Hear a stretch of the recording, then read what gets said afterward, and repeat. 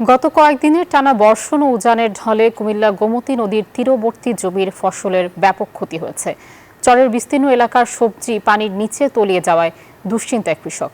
এছাড়া জেলা জুড়ে অপরিকল্পিত মৎস্য খামার ও যত্রতত্র বেড়ি বাঁধ দেয়ায় সৃষ্টি হচ্ছে জলাবদ্ধতা। কৃষি বিভাগ বলছে প্রায় 11,000 হেক্টর জমির ফসল ক্ষতিগ্রস্ত হয়েছে। এইচ এম মহিউদ্দিনের তথ্যচিত্রে ডেস্ক রিপোর্ট। ধীরে ধীরে বানের পানি কমতে শুরু করেছে, আর একে একে ক্ষত চিহ্ন ভেসে উঠেছে গোমতী পারে।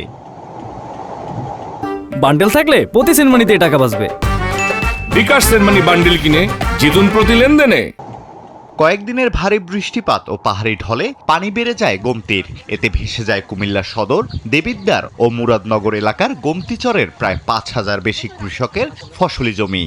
এই বৃষ্টিতে মানুষ অনেক কষ্ট পাইছে এবং এলাকার কৃষি জমির উপর অনেক ক্ষতি হয়েছে। কৃষকরা বলছেন গত বছরের ভয়াবহ বন্যার ক্ষতি কাটিয়ে উঠতে না উঠতেই এবারের হঠাৎ বন্যা মরার উপর খাড়ার ঘা হয়ে দেখা দিয়েছে।